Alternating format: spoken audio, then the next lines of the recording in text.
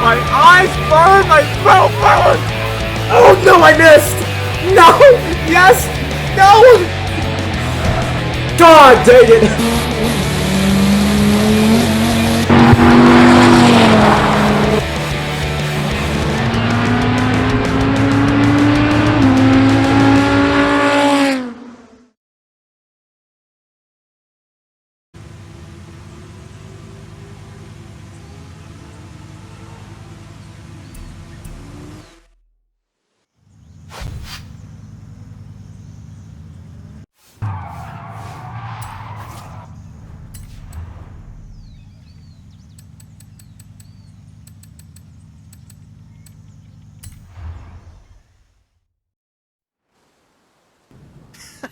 I hope you know some shortcuts.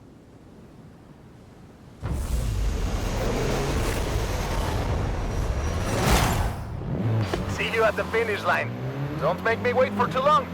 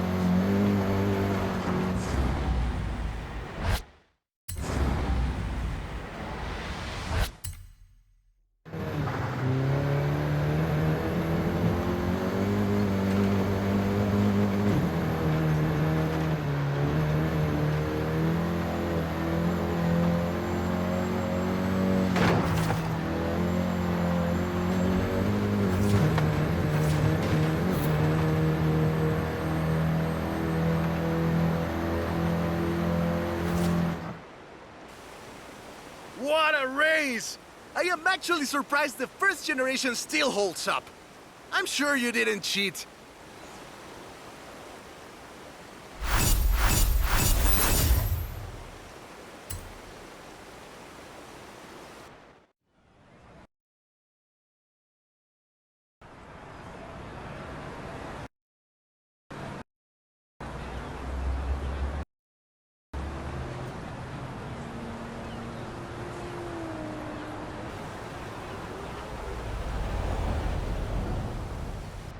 I have a story to tell you, my friend, about the old wolf in the swamp. Are we going to a zoo? A swamp? I'll pick you up.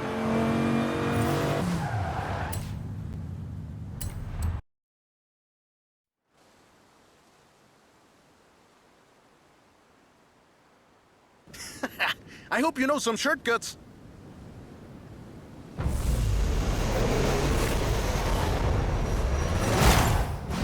See you at the finish line. Don't make me wait for too long.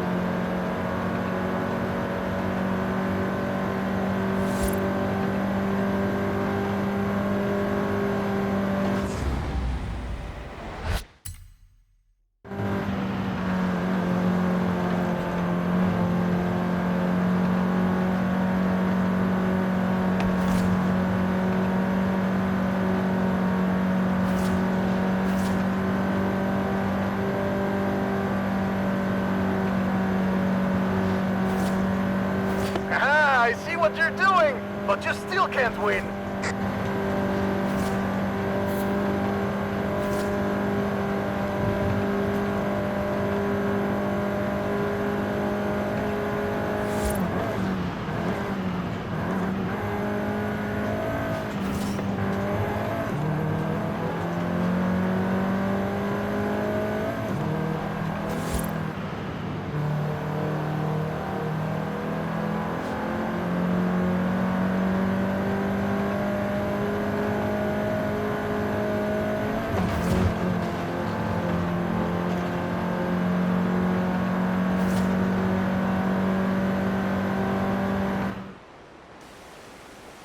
What a race! The difference 40 years makes!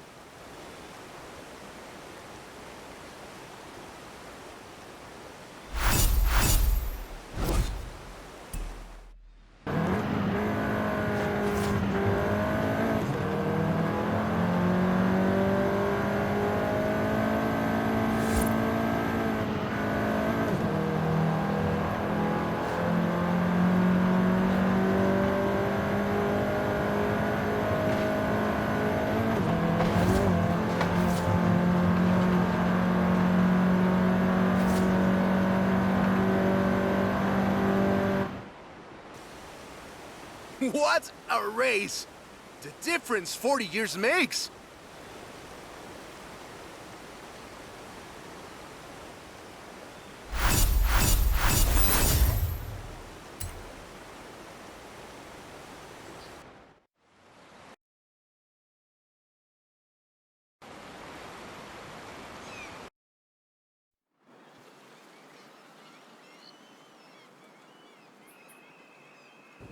That's the old wolf. No, no, that's an old truck. The wolf is waiting for us at the swamp.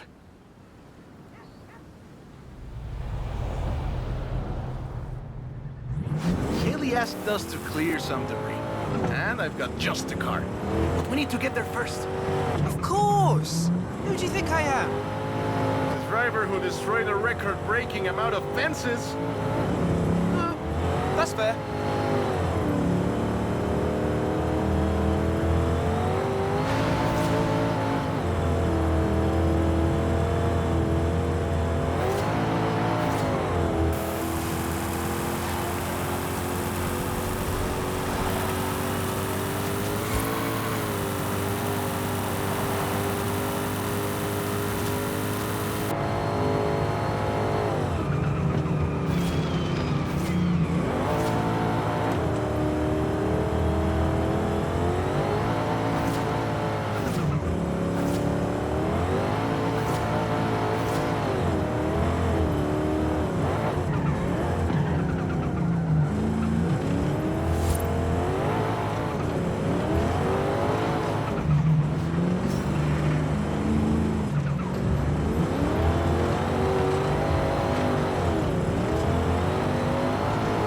See? Got it here in one piece. And gave me a few heart attacks. Careful there!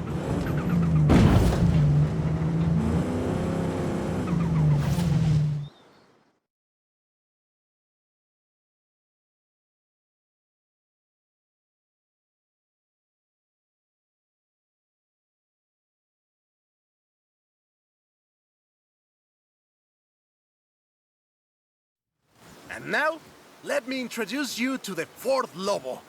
This car is more your style. Now that's a hecking good wolf.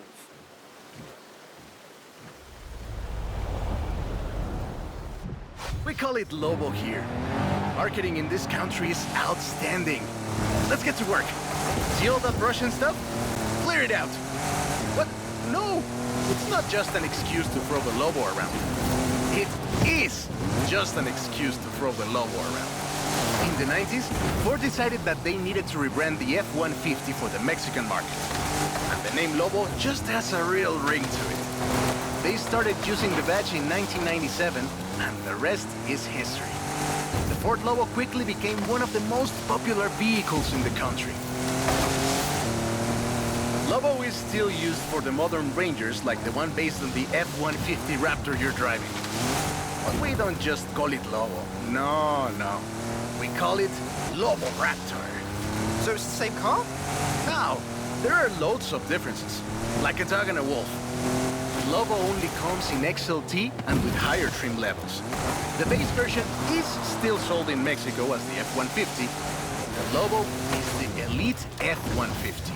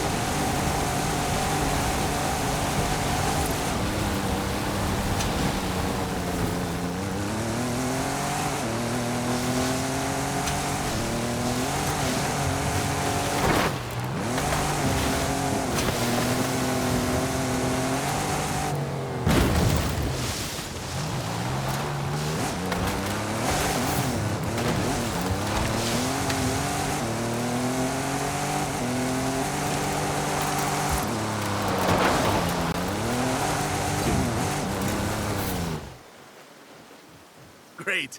Job's done. And the scratches will buff right out. Thanks for the help. Now I just need to get my abuelo's old F-100 back to the garage.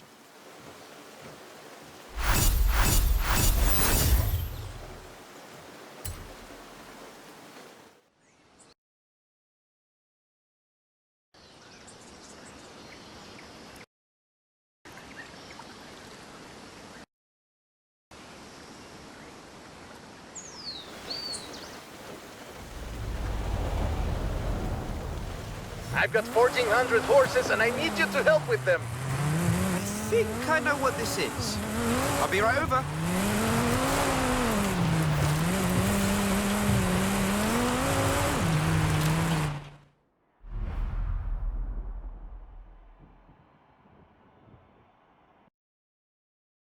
Hey there! So, look at this. 1,400 horses of electric Ford Mustang. Get in!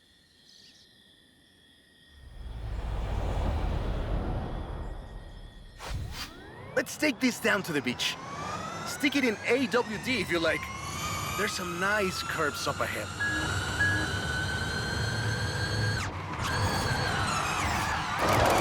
Whoa!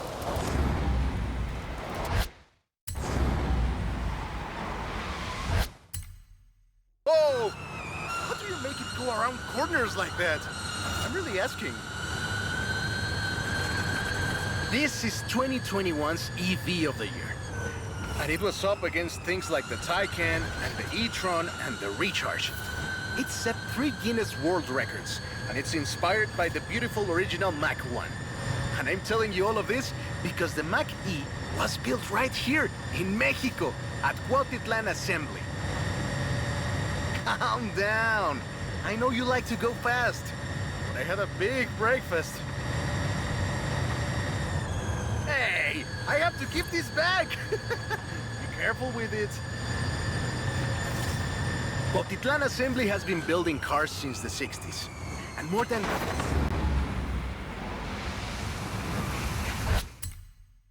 2.2 million cars later, we're sitting in an actual space machine made here in Mexico.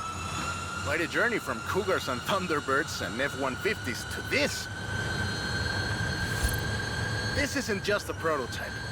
Cuautitlán Assembly does a range of options for the Mach E. A 68 kilowatt-hour standard and an 88 kilowatt-hour extended range version.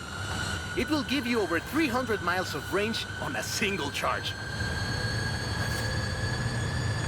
The Performance GT version is the really wild one. 0 to 60 in 3.6 seconds. This one is quite a bit faster. Honestly, when I first tried it, I had to go and sit in a quiet room for a bit. And I've flown airplanes in a storm. It's wild tech. You can switch from all-wheel drive to rear-wheel drive at the touch of a button. And when you get into tuning, you can basically tweak every one of the 7 engines individually. It can make 1,400 horsepower and a ton of downforce at 160 miles per hour thanks to the air. And there we go. Sunrise over the sea. Beautiful. But we're not done. There's one more thing to look at. I'll let you know as soon as I have, found it.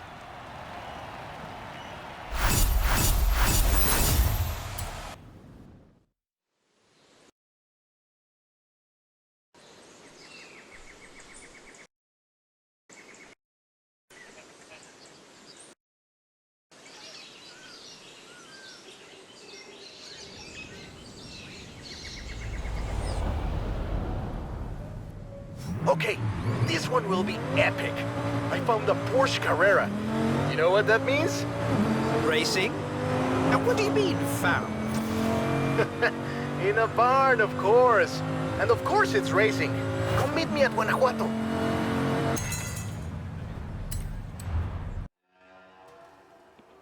This beauty got her name from the Carrera Panamericana.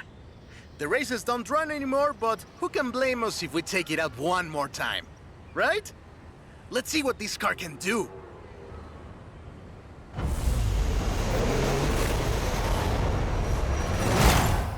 There's Jamin. Guess he wanted one last race. Let's do this!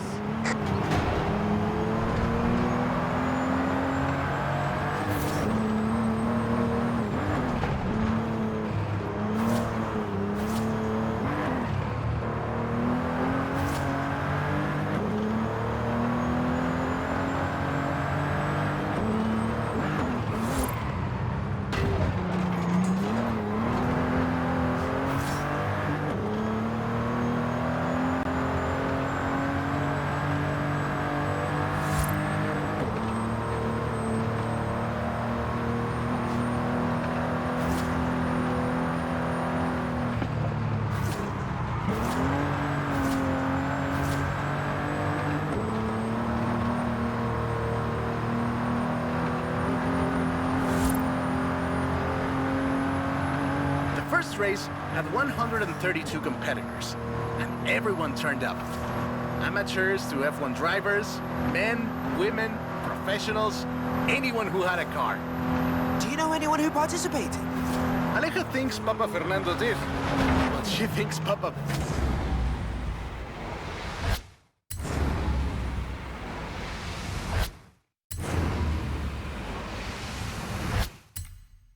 Fernando did everything. I know we used to go to the races with my grandfather. Ah, qué buenos recuerdos. There was no speed limit before 2012, and you'd see cars doing 180 miles per hour. Not that I'd know anything about that. 2,178 miles of the Pan American Highway run through Mexico. The race itself had 9 stages and lasted 5 days. But the sheer distance wasn't the only challenge. Constant changes in the elevation from sea level to 3 kilometers up. The most challenging road race in the world. The winner of the very first Carrera Panamericana was Herschel McGriff, who drove an Oldsmobile 88 at an average speed of 88 miles per hour. The Porsche Carrera got its name thanks to Hans Hermann, who won the small sports cars category in 1954. He drove the Porsche 550 Spider and came 3rd overall. He was sick before the race, and his tires came off at the start. He really pulled through against the odds. Porsche had 6 cars competing in 1954, and all of them made it through the end. A lot of others didn't, let me tell you. Enjoying yourself, are you? Yeah, I kinda had a feeling you were. 1954 was the last year the original Carrera Panamericana took place. But it gave us the most famous Porsche model, the Carrera you're driving right now. The Carrera RS 2.7 was the first production street racing 911. It was built on the 911S 2.4, the fastest Porsche you could buy at the time, and a popular choice in the later Carrera Panamericana races. The race was revived in 1988 and ran to 2016, staying true to the original races with high-speed road stages. The routes for the race were carefully selected every year by planning committee and local government to ensure they were race-worthy and that they can be closed up for 2 hours. You could almost say they've been preparing for the festival for a very long time.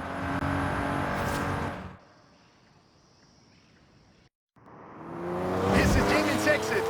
It's been fun, my friend. Take care. Looking forward to seeing what you can do out there. Have fun now, yeah?